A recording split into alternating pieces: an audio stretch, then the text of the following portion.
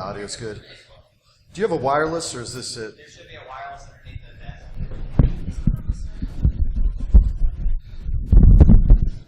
Let's see if here we go.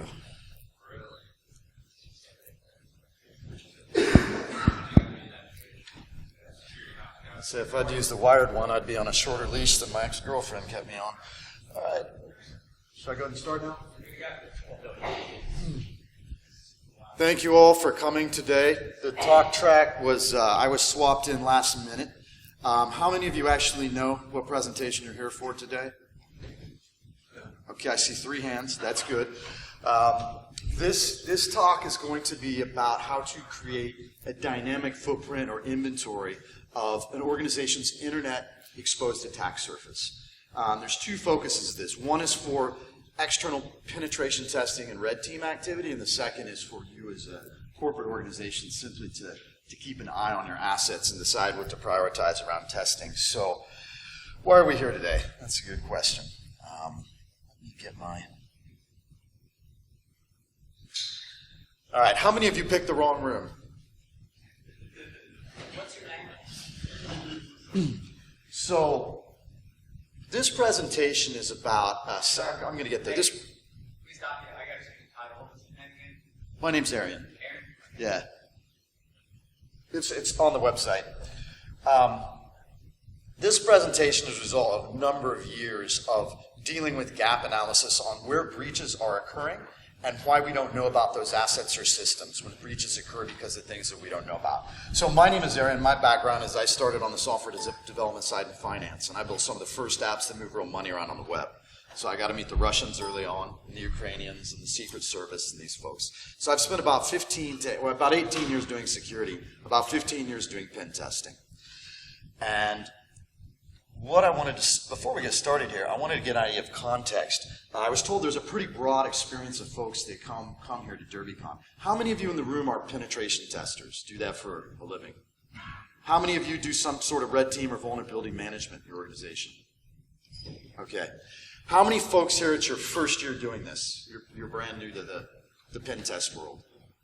A couple folks. How many of you have more than 5 years of experience doing penetration testing, red team? Quite a few. Any of you have more than 10 years of experience doing pen testing? A couple people? Okay.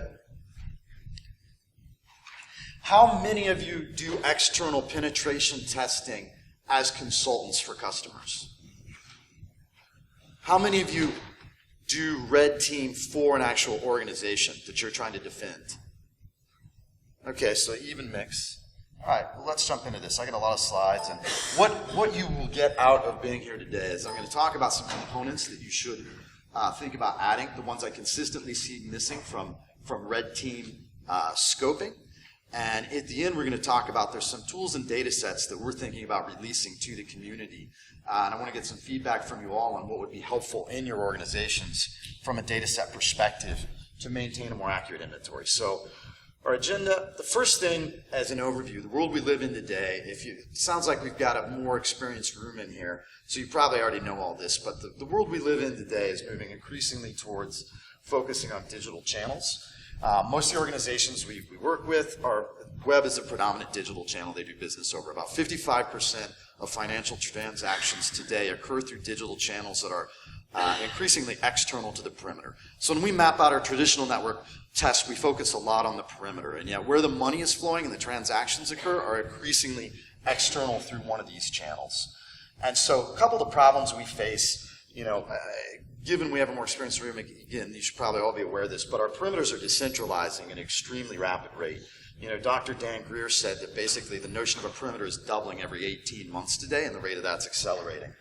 The pieces we need to maintain an accurate inventory of the assets that potentially could be breached or used in a chain of breach are often decentralized in organizations. Legal often owns the domains. Marketing knows about brand and logo and keywords, and these are all key components we should be using to map out and profile an organization. And these groups typically, we find, don't actually work together. The SOC and incident response people, for example, often maintain a passive DNS database, and the red and vuln teams often don't even know that they have access to that resource, and that's a pretty essential resource in finding assets. Attackers are organized and well-funded. Most organizations, when I first talk to them, have a very delusional self-image of what they look like on the internet. They think they have this nice hardened perimeter and have their asset inventory under control. And on average, we find about 35% more assets on the internet doing some form of business than the security team realizes they have. It can be as high as 4 or 5x, but it's usually a pretty substantial weight gain than they perceive in their own heads. Most of the organizations I talk to today still treat their external internet-facing security and pen testing programs as an annual snapshot. They might run vuln management and vuln scans on a regular basis, but there's this notion of an annual pen test. And that always seems kind of weird to me that we would have some, try to figure out where problems are when breaches happen from these old kind of stale Polaroids that might be a year old. In most other areas of security, we do continuous monitoring. In our physical building security, we do continuous camera monitoring. We log key card access. We log internal logging with SIMs and such. And so looking at our assets from the outside in a once-a-year model seems kind of it's a little old in this day and age, especially the way as rapidly as we develop software. So 3 other annoying issues when trying to create an accurate inventory or digital footprint of everything out there that you need to test. First of all, once you get out there and start looking around, you'll find it's actually one of the first challenges is there's so many impersonating apps and rogue applications, especially in the mobile world, that can be really hard to figure out what's actually you versus what's out there impersonating you. If it's impersonating you or the organization you're testing, it's probably up to no good. But you got to figure out what's real and what's not. And the other one is, again, when I talk to orgs, they usually, anything outside their perimeter, they usually have absolutely zero monitoring in. So they don't actually know what's going on in the middle of the night. I know the picture is hard to see there, but basically the guy on the right is Chinese. That's a bad joke. The third really annoying thing, and this is the one that actually is the most amazing to me, because this has been growing for a decade, but it's the rapid growth in client-side code and third-party libraries. When we look at a given web application or asset, increasingly large amounts of it can be 3/4 of the application is code that we've pulled down that's written by strangers, often by people in Eastern Europe that aren't our friends. And increasingly, this is all these interactive DOM JavaScript libraries. And why that's interesting is the fundamental model by which we develop software has changed. Security in the SDLC is not has not evolved to be able to address this. And what I mean by that is we increasingly dynamically load libraries off other people's systems and other people's CDNs at runtime. So the notion of doing a source code review or any sort of a snapshot or even looking in a build server at a library if you're not hosting it is kind of irrelevant, because security only matters at the runtime in the user session when the document is actually built. And most CISOs that I talk to don't have any tools or visibility. And actually, they're not even aware of how much is there. So this, what I call the third-party security challenge is, it's a fascinating party because there's a ton of people that show up to this party on site. So I went and talked to a major SaaS provider last fall. It's a SaaS provider that probably everybody in the room uses or your customers use. And I was curious because they were one of the first folks I saw that were running New Relic in production. Does everybody know it? Does everybody know what New Relic is? Okay, I see a lot of no's. New Relic is one of those libraries like Giga, for example. It runs on a huge chunk of the Alexa 20,000, and it's growing like mad. And essentially what it is these folks took the traditional performance management software and your things like T-Leaf that are very heavy, and they made lightweight JavaScript libraries and server-side components you can drop in to do performance monitoring. And essentially you drop a siphon into the DOM, and they send back all these metrics to their SaaS platform, and they do all the analytics for you. So it's really cheap and lightweight for the business, and they get performance analytics out of the application. And the security teams aren't even aware this is there. And the reason that's important is because if it's misconfigured or there's a bug or problem, now everything inside every user session is potentially exposed and being recorded by New Relic. So obviously there should be some controls in place around that. And I went around and started talking to CISOs that were running this, and the consistent pattern was in every single case, not a single CISO knew that they were running New Relic in production. So I asked the CISO of this particular SaaS company, I said, what was the risk profile by which you made the decision that this was a safe and sound thing to do? And he said, well, I'm going to answer it a different way. He said, basically, I'm going to tell you that I think about 90% of the organization probably doesn't know what New Relic is, but I'm sure that 99% of the org doesn't know it's running in production. So this is an example. There's all these different components, and why that's interesting is over the last year, we're starting to see breaches publicized. And when I go talk to orgs, these things are never in scope for their penetration test, which seems pretty fascinating. So one that was compromised last fall was Instart CDN. Have any of you heard of Instart CDN in here? So they're like the fastest growing CDN out there. They're about a year old. They've raised like $70 million. Business owners love them. They sell directly to business owners. And so they're flipping their web content over. And the reason why is it's good for business. It appears to be a very fast, high-performing CDN for cheap. What business owner wouldn't like that?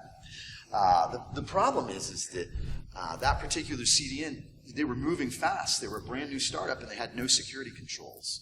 So when the attackers figured out they could exploit them, it led to them, it was 1,062 organizations had all their web assets hosted by Instart compromised. So those vulnerabilities were exposed for quite a while, and people doing pen tests for the particular companies got compromised were not picking them up because no one was going and hitting the content that they thought they weren't authorized to on the CDN. So some more of the interesting dead bodies that happened last fall. How many people in the room know what Giga is? Anybody heard of Giga? So Giga is one of those libraries that's everywhere now. Probably your organization runs Giga somewhere. It probably might run it in dozens of places. They're basically the login as Facebook people. If you ever see login as Facebook, login as Twitter, and they're another one that goes and sells directly to the business. So they're essentially an authentication bypass vendor. They give a new way for the business to handle auth, and the security teams never actually know that that's there and can potentially subvert some of their other controls. And Giga's whole sales pitch is that if you let them handle your authentication, they'll give you more info about your users than you collect natively. Of course, then in return, they get to sell all that info back to all the social networks. So they just get to print money with that. Unfortunately, Giga's hosting was also insecure. And a couple times last year, the Syrian Electronic Army found it. And these are the only ones we know about. They were hacktivists, so they didn't really do that much exciting. But essentially, you could go in and edit the files. And they just went in and edited one line of code and redirected where the Giga library loaded one of its components from to load their Hacktivism message. But they could have loaded anything they wanted. And again, this should be a trivial thing to pick up in a pen test, but it can completely subvert your attack surface and expose your users or customers, depending what it is. The other piece that I wanted to share with you on this is when we think, I'm going to talk predominantly about web today, but mobile's an interesting one too. And the reason I bring up mobile is this is a great way to get into an organization in the old-fashioned way of when we used to leave USB keys or CDs, out in parking lots and things. How many of you have left the CD in the parking lot that says Q4 layoffs that you have your malware on? Any of you guys ever do that? Or that you label the USB key? So mobile apps are a great way too, because users will download anything. And this is just a placeholder to remind me when the snap. You remember the snapping last year when Snapchat got compromised? It was essentially an intermediary, right? Which begs the question, what should the scope of testing be? And they first tried to say this was all out of scope for them. But their API was fundamentally wide open, and so people were abusing it. But we went out there and started looking at the scope of the problem. There were 674 rogue Snapchat applications out there when the snapping happened. And most of us don't realize how big and wide that ecosystem is. But it's a great way for us to enter as pen testers. As defenders, we have to keep an eye on that as well. When we're doing pen testing, social media is also another wonderful place. In this case, this organization had a giveaway account for promotionals. And some bad people compromised and took it over, and no one was paying attention to it, and they made it what I call a reverse gift card giveaway. What they did is gave you a piece of malware that then gave them access to your bank account, so you got to give them money instead. And so these are great as well to put into your scope. So these are the things to think about at a high level. So now let's dig into what we actually need to do this. Let me see where I'm at slide-wise. Oh, good. So this slide always kind of makes me chuckle because, government agents aren't known for efficiency, but it took them 3 weeks to find 265 instances of deprecated SSL. So the things we want to put in an inventory is essentially we want to map out our known assets, including the third party, shadow IT, and M&A. So how do we go about doing that? Well, the first and most important way to do it when we do a pen test is I want to look at how to do this fully targeted from an adversarial mapping. So we have 3 tiers of adversaries that we want to think about out there. You know, we have the random opportunistic, which are bots and worms. We have the directed opportunistic. This is the Secret Service verbiage from years ago when they used to work with Verizon on their data breach report. So you have random opportunistic, which is bots and worms. Directed opportunistic, which is essentially script kiddies, or people running automated scanners. The difference between the two is bots and worms don't authenticate. You know, script kiddies will actually log in and they'll run a scanner, that sort of thing. And then you have fully targeted adversaries. It used to be we didn't see a lot of activity from fully targeted adversaries. And that's completely changed in the last year or two. I think we're all seeing that now with extremely well-funded, organized adversaries. When I talk to orgs doing red teaming today, and even some of the consultancies that have a lot of juniors doing scanner jockey work, I'm always fascinated that when they talk about the scopes are being set by the clients, you know, or by some middle manager guy at the consultancy who's trying to sell a lot of deals and close them quickly. And there's a lot of scanner jockey work. It's like, go test this many assets, go see if you can get through here to the domain controller. And what I don't see is a lot of framing of how an adversary would actually go about attacking the organization. And that's one of the key pieces I wanted to drive home through this. So when an adversary starts out, in the breaches that we've been helping customers evaluate, the first step that we find that they do isn't actually doing the traditional network map and port scan. It's making a list of all the actual businesses is step one. And then under the businesses, it's listing out their corporate strategies and then going and looking at their acquisitions. The adversaries we're facing today, many of them are playing the long game. And our pen testing, I'm seeing in many examples, our pen testing and vuln management is not taking into account this long game. And by that I mean is these folks are going in, the adversaries are going in, and they're profiling acquisitions and they're pre-compromising them before they get merged in the network. We're seeing this over and over again in the last year. And they're also profiling humans and execs because phishing is still one of the number one ways in people get their malware distributed in. So the first place we should create a scope for an actual digital footprint is mapping out all the organizations and the humans and what assets they use. Step two is traditional network mapping. And I'm not going to go through this in a lot of detail because there's tons of presentations on this.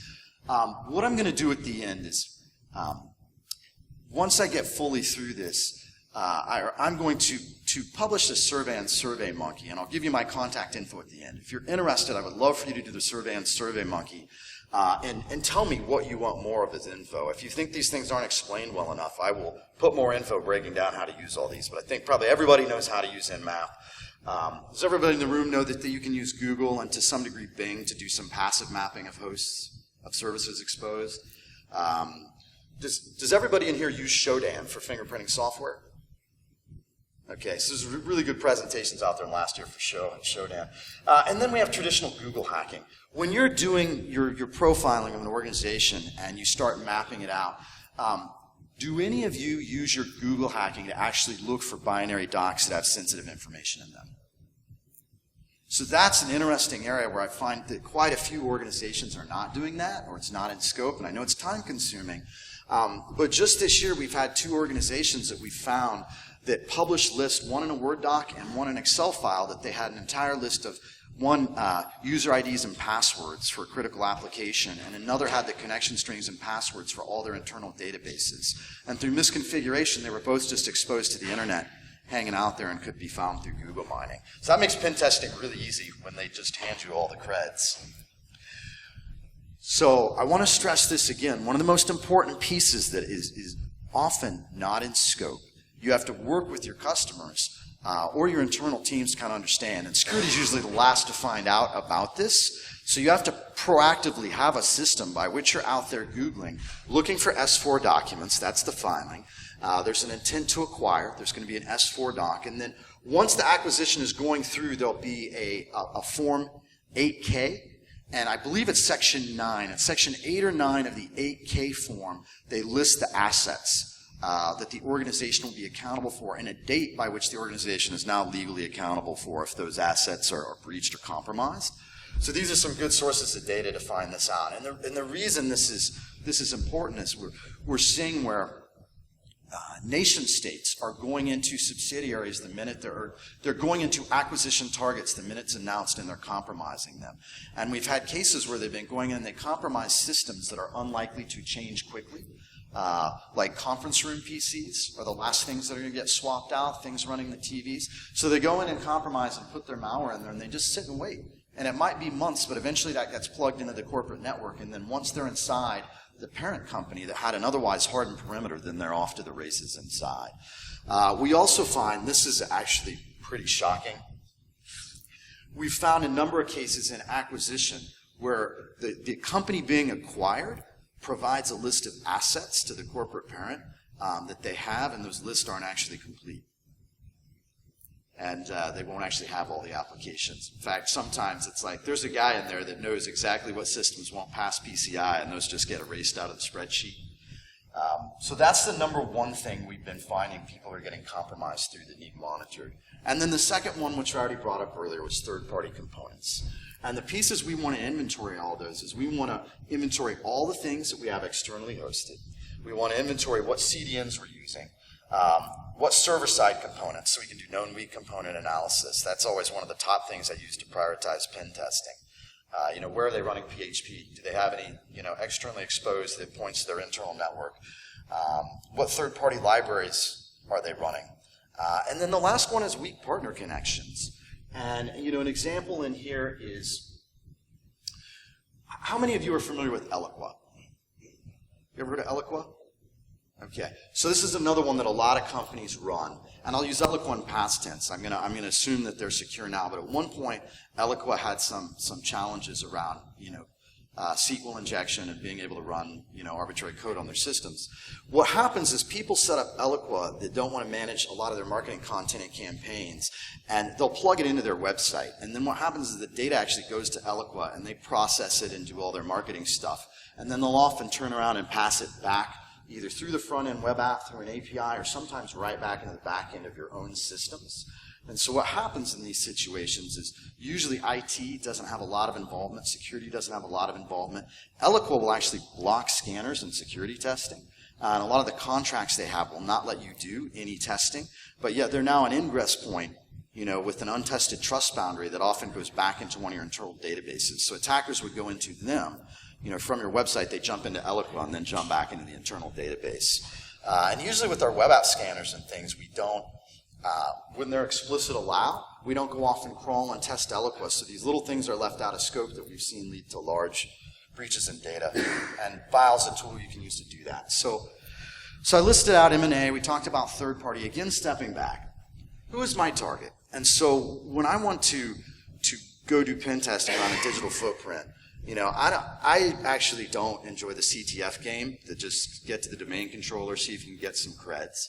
Like, who is the actual target? Who am I going to compromise that I'm going to use to get data and actually steal something from the company or impact their business? Actually demonstrate to them that you can impact business or loss.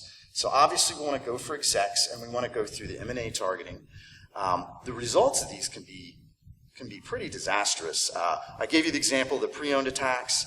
There was a couple years back, there was a Scandinavian kid that was using OSINT recon, and he found ways that he could brute force and get access on certain systems to filings before they were actually released. And so he went and started doing market manipulation around this, and eventually he was arrested, but he made a lot of money in the meantime. For the companies involved, though, it's extremely disruptive, and it really screwed up some acquisitions and hurt things. So these are essential, actual, real business impact issues that I find are often not covered today. So once we have those profiled, then we go back, we network map, we do all the traditional network mapping on all the third-party components in the merger and acquisition. And then we're going to add in OSINT sources. And these are things you're going to do predominantly with search engines today. You really need the ability to crawl the web at scale, and since there's not many tools out there to help you do that, you're going to start with search engines. But to make an accurate digital footprint, the pieces that are pretty essential to me are, I want to know what all the actual brands are, what the brand terms are, and start with their domains. That's number one. Second, I want to know what the keyword groupings are. I want to get the marketing department to tell me. They're the things they're putting in search engines, etc. and I want to know what all their logos are. And then I want to find all the places those are used on the internet. And then from there we can pivot around those, and I'll get to that in a second. I also want seeds. So one thing that's pretty essential to me for maintaining this for pen testing, and in an external pen test as a consultant, you don't usually get access to internal information. But if you're forming a partnership with the organization, you should absolutely ask for it.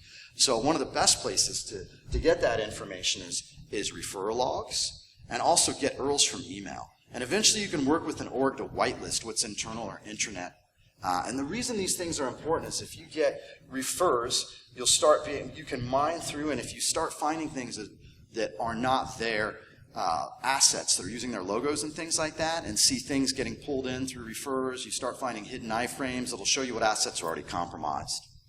The URLs from email are going to help you find a lot of things like what the developers are out setting up in the Amazon cloud, for example, because they'll pass around links to each other, or they'll pass and share Amazon keys. So you want to get all this extracted out dynamically and build it in a database. Same thing with mobile app names.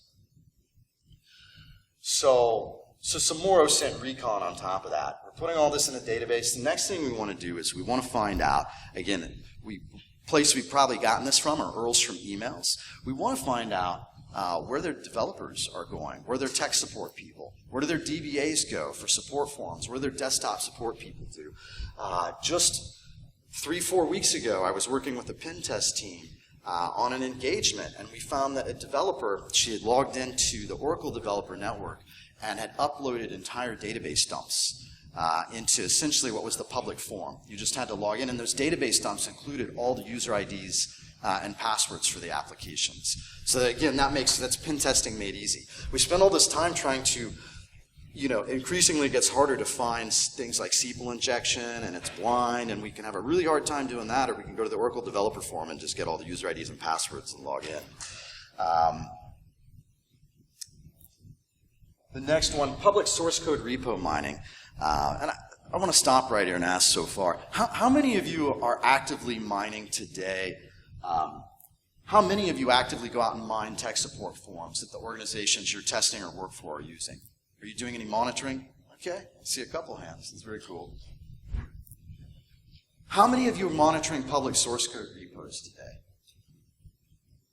Okay, see a couple hands. This has actually been one of the biggest ones I've seen lately. And what's happened is couple of the orgs I work with that do pen testing have customers that have increasingly gotten their network perimeters hardened.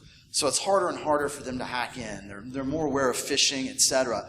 And so they have to become more and more creative to break into the organization. And this is the same thing that we're seeing adversaries in Eastern Europe do. They're monitoring the public source code repos, and the kind of things we're looking for is we'll find this all the time. We'll find hard-coded stuff in the code, like passwords, connection strings. We find hard-coded cloud keys, which give you full access to everything. The developer keys they'll either be hard-coded or they'll be attached inside the public source code repo. Obviously, you can find traditional web app type vulnerabilities simply by looking through the source code. Another thing that it gives you is, if you're doing multi-user role testing and you want to find authorization issues, you can actually look at the entire auth model if the whole app's uploaded in a public source code repo. And one example of this is we had a bank that had called up and said, hey, they were pretty upset because they're like, our pen testing firm and our AppSec firm is telling us our app has no vulnerabilities. We're combing through this thing, we're hammering this thing. Our customers cannot use our application because it's serving up malware. But there's no vulnerabilities in it. So somebody's wrong, somebody's missing something, what's going on? And we were looking around at the app, and the app was actually extremely robust for a web app. And it was like, actually it looks pretty good, didn't have a ton of functions, it was definitely serving up malware. And so we start talking to them, they're like, well, I had to come in this way because there's no traffic anywhere else. And they had inline IPS, they were looking at their web server logs.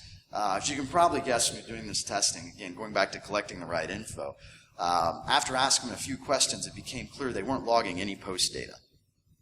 And their IPS wasn't looking at post requests. They didn't have any post requests in the log, which is normal in a web server log by default.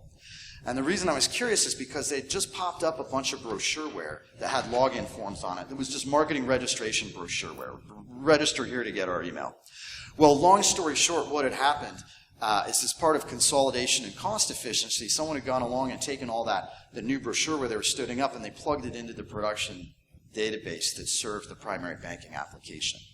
So then the bad guys came along and popped the marketing sign-up forms and found they were in the database. They just littered the database with malware. I don't even know if they knew they were into the main banking app. And so the banking app was fetching malware from records and serving it up. So there was no ingress or egress through the primary app. It was the shared data source.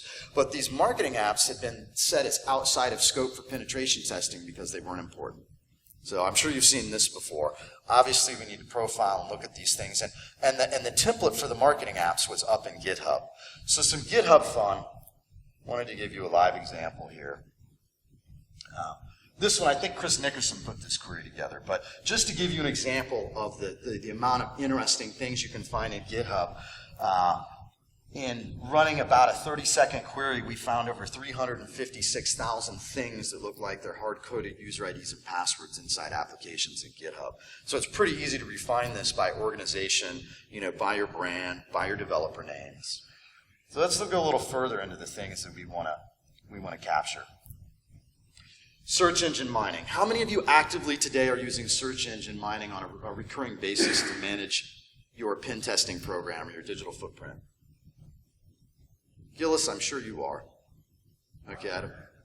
So there's lists of Google Dork strings you can use to put this in and automate these with scripts. A great toolkit if you're not using it. And there's a presentation from a couple years ago around how to do this. Bishop Fox wrote a tool called Search Diggity that has a bunch of different search engine mining components, and it also has binary document analysis to look for a lot of common regexes. And you can add your own, employee IDs, this sort of thing, but it's going to look for socias. What you want to do is you're building this profile, and I'll get to this next, but you want to have an inventory in your digital footprint. You actually want to have who's using what external email addresses where, and domain names, and I'll show you how we pivot off that in a second. Doc leakage. The other piece that we're seeing search engine mining used for today is if you're doing physical security, you can extract a lot of geofencing or geolocation out of the metadata from pictures, identify locations. The reason that one's actually interesting from a pen test is, I'll give you a concrete example. We're doing a pen test on an org, and their most interesting and sensitive federally regulated information is they did a lot of AIDS testing. And the AIDS testing facilities, because they'd had problems with failing pen tests before, had been isolated onto separate physical networks. So they had the physical buildings where they did all the AIDS patient testing, and in there they had computer systems that were isolated and not on any of the other networks. But what happened in those buildings we found, so we were able to get into the main corporate network and they didn't care. Everything we got, they go, oh, we actually don't really care. But what they really cared about was that information. Well, all those buildings had lobbies, and all those lobbies were running the same keycard system that the vendor had installed with SA and set SA to a blank password. It was running Microsoft SQL Server, which was listening on the network, and they ran Cisco's IP telephony phones. So all you had to do was go in and plug into the Cisco phone and then pass their magic packet, and get on the VLAN, and then you could see the door access control server, and then you could open it up, and you could walk in and then just walk out with the machines with all the AIDS patient records. So the physical doing this geofencing is how we're able to find the locations of the actual buildings that have that sensitive data and get into it. So the pieces coming to the end here, these are the biggest chunks I'm about to get into that I see missing from programs that can give you a lot more accurate visibility into the assets that they own. How many of you today are doing who-is mining to find assets in your portfolio and your organization? Oh, we've got some folks out there doing it. Okay. This one's pretty underestimated. So when you get your list of domains and refine that, all the domain assets you own and all the host names, then the next step that you want to take is you want to go out there and you want to mine who-is, and you want to find every contact that's listed out there with those and treat those as assets as well. One, you're going to find some interesting stuff. There's some stuff that's registered to people that probably shouldn't be. The second thing is once we have all that OSINT information, we want to take that list of people, their names, their email addresses, their phone numbers, and we want to go back through who-is. We want to go back through Google, and we want to go back through Bing, and we want to mine, and we want to see what else they're attached to. Because when we start doing that, patterns will emerge that are very interesting. So an example was we've had a couple cases where we found organizations where rogue mobile apps were being used to compromise users, particularly in healthcare and in the insurance space. One of the demographics they're going after was like 45 to 75-year-old males, because the ED marketing firms, the erectile dysfunction drugs, will pay like $20 a record. It's very lucrative to get that stuff. So we found this pattern where there were these apps, and the security team thought these apps were legitimate. They were extremely professional. They were well made. They were actually better than the legitimate application the organization had written. But once we pivoted off, we saw that the authors who were publishing these had published these for like 20 different healthcare and insurance companies. And it was all the same person who kept publishing these apps. So obviously, your spidey senses should start tingling when you see that sort of thing. So this gives us the pattern. The other one that we found that was really interesting, while initially creating this profile for an organization to map out all their assets, we actually found a group of employees that had registered a bunch of assets. They had domains and web servers out there that we went and looked at them, and it was really weird because it looked like a competitor. And what it turned out to be, long story short, is there was a group of employees that was getting ready to leave the organization, and they had started up a smaller firm that they were to compete with the organization, and they'd registered all the assets using their corporate email addresses.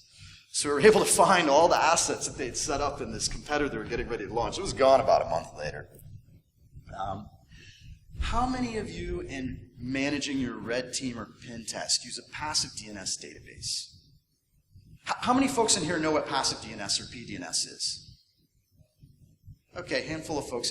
The threat intel community makes extensive use of passive DNS in profiling attackers' infrastructure.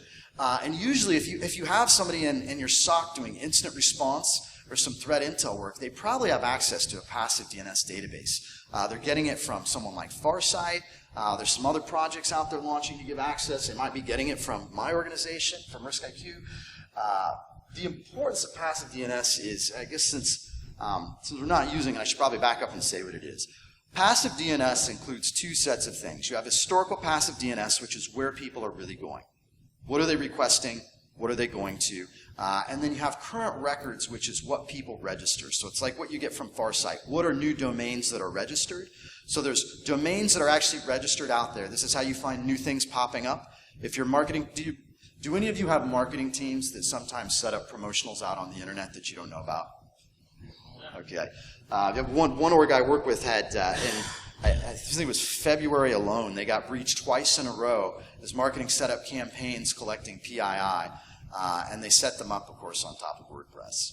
So it's just set your stopwatch until it's breached. And so how do you find these things? Well, passive DNS is one of the best ways. You get new domains registered, and you also see where people are going. And so you can buy it externally. And again, the two other best sources of passive DNS are going to be domains you extract out of refer logs. That's going to be more for indications of compromise, and where your users are actually going. You can get that out of email. If you have an email system, that you can scrape that out. An easy way to do it. If you have outbound proxies, you can get a lot of it there. Some of your endpoint protection are moving towards will allow you to extract that information out. And I'll give you an example that hit home for us. How many of you work with organizations that do some form of rapid or agile development? Web development? Okay. For how many of you does that mean it's just the organization's way of getting the code from the developer desktop to production as quickly as possible, and then test on the end users? Okay. Are your organizations doing running builds? Is anybody doing running builds right now, where they have concurrent running builds? Do you do auto deployment? Okay. So we at RiskIQ, we have been specializing in trying to solve this problem for organizations of identifying these assets that spin up that you don't know about, you don't have control over. And again, security team, some think they have control over it. You start showing them all this stuff, it's usually pretty eye-opening. One of the most critical ones through passive DNS, we actually had the same kind of challenge, and this is what got us really interested. A while back, we had one of our large financial institutions as a customer went through management change, and then all of a sudden, post-target breach world, someone freaked out. They were going through vendor management, and they go, "Oh my God, we've got a vendor that doesn't have an active disaster recovery test." We try to explain to them the information we're collecting and giving them to them is all OSINT, and so we can recreate it on the fly. But nonetheless, they were like, "Oh, you've got to do this thing immediately, or you can't be a vendor anymore." And so So one of our folks in engineering went and configured our auto build systems and pointed them at the Amazon cloud. And boom, turned it loose, and so it started spooling up all these copycat nodes in the Amazon cloud. Luckily, these were dummy test systems, but we spooled up like 16 nodes in the Amazon cloud. Well, the auto build server, nobody had set up that auto build server with any of the configs that we run our production software on. So it was all default configs. And so literally within 24 hours, bots had already compromised all these nodes we'd spun up in the Amazon cloud. Bots had already compromised them before the IT team had even gotten to them to start configuring them and using them. And so the question is, how do most organizations find that? You know, how do you keep an eye on this stuff? I mean, that's how fast it can happen. And again, the answers is, you know, how are we going to find it for ourselves? We're going to find it when someone registers a new domain and ties it to it, or in the case of this, extracting out links that people pass around and hand around in email. You know, we extract it from our email, and then we send a browser to go out there and look. Or an in-map connection. You go out there and make an HTTP request, connect, and see what's living there. And then we raise a flag when we say, oh, you know, there's live stuff there nobody knows about, or that's not running the right versions of software, et cetera. We need to go look at it. So all the information I've just laid out, you want to put this into one database now. You want to use it all together, so you want to have one silo. You want to have all your domains, all your web infrastructure info, all the passive DNS that your SOC and IR folks are using and their OSINT, the list of users and all that. You want to have your logos and all your brand keywords. If marketing's running some brand protection monitoring, they might already have a lot of this data. Marketing might use someone like a Mark Monitor who's out there scanning around looking for, you know, colliding domains and misuse of logos and all that. You can pipe this in and then compare that to your list of known database. Some of that stuff in there will be yours, marketing knows about, and you don't. So that gives you control of SATO IT. If we automate all this collection and monitoring what's new, we can now delta off of it. Instead of this very heavy one-time engagement, we can start alerting ourselves to simply when new things pop up or change. So it becomes a much more iterative process, easier to manage. So we've been through most of the agenda now.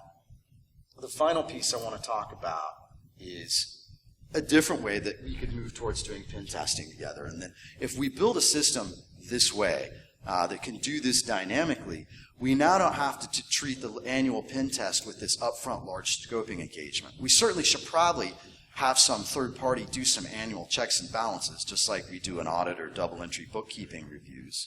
But as far as actually testing adversarially, your adversaries are not waiting to give you a once-a-year health check. You know, the Chinese are monitoring you, or whoever your adversary is. Maybe it's someone in Eastern Europe or Brazil that's figured out how to monetize attacks against your organization.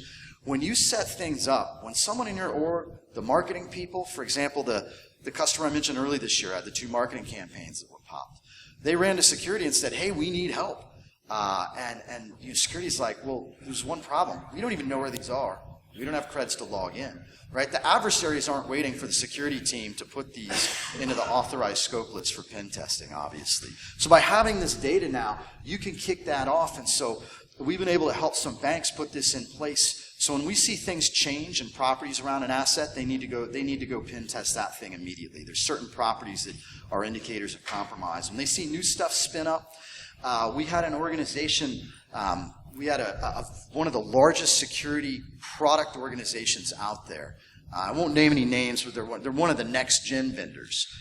And we were helping them map this out, and they said, well, your data is all wrong. And I said, well, why is that? And what happened is we found 4 main line of business applications running on top of Rackspace, and they were not running on top of software known to be terribly secure. And they said, well, your data is wrong. We have a policy where we don't allow employees to put anything on Rackspace.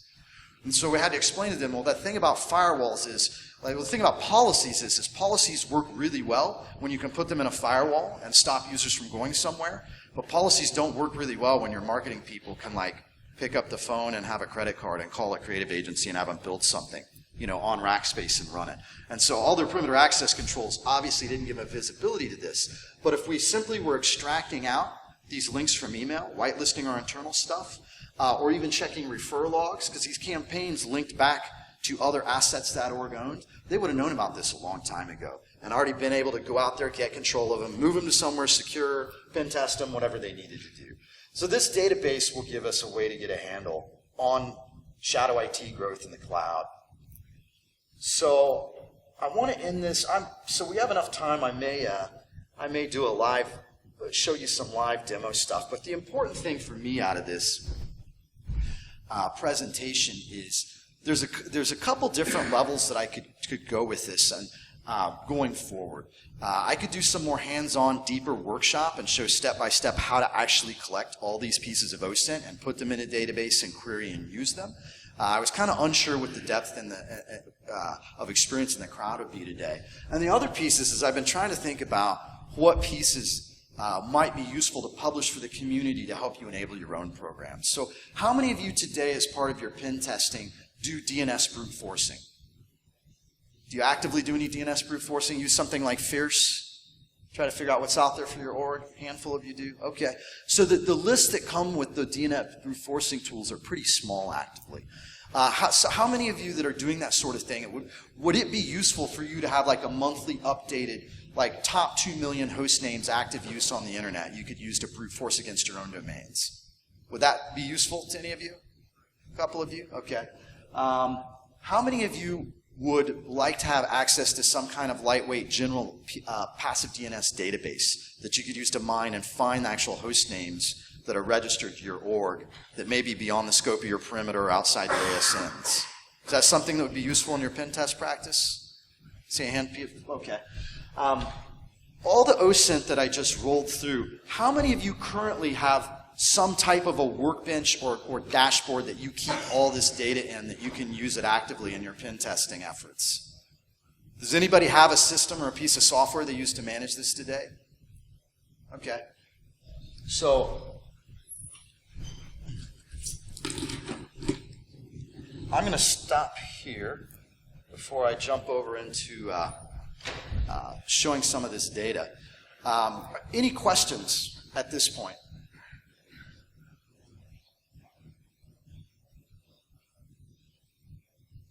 No questions? What piece of this OSINT and this was the most new or interesting to you that you hadn't thought about using in your penetration testing?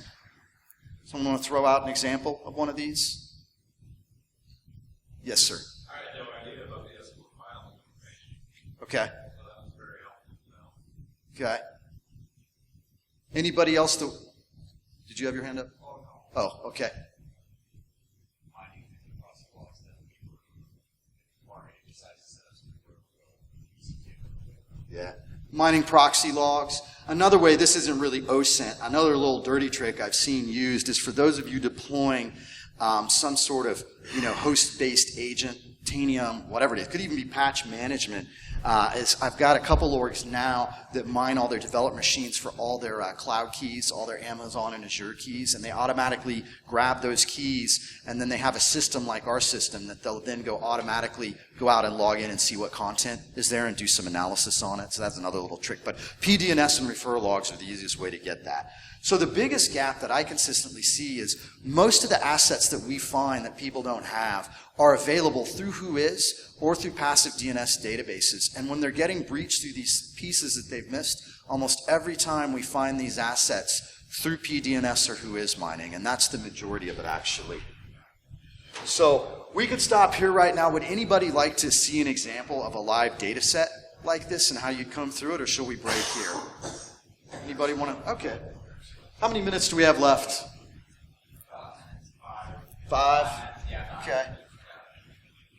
All right.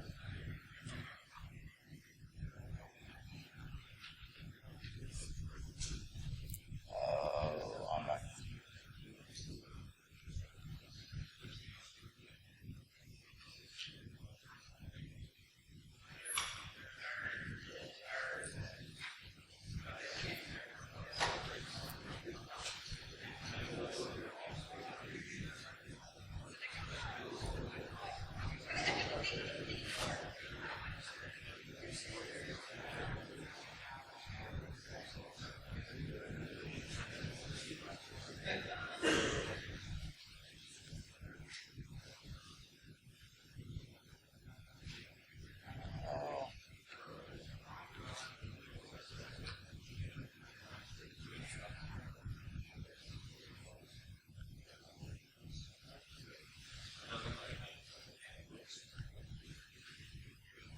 Okay, so if you create a database of this, for example, these are the kind of things when you'll go in and see. So interesting stuff. I'm going to come in here and one of the, it's not oh, okay. Let me see if I can. Yeah, I don't know if I'm going to be able to format this for this screen. So, how about, is that legible? No? Okay. Well, how about this? If you want to see how I will sort through this in a live database of OSINT info, where you can quickly sort through like what all is on what ASNs, what server software properties are running, just grab me after this and I'll show you, and we can see it here in a view. That the size of this dashboard is a little too big for presenting at this resolution right now. So I'm going to stop here with that and give you back your time. Thank you very much for coming today. Hope this was helpful for you.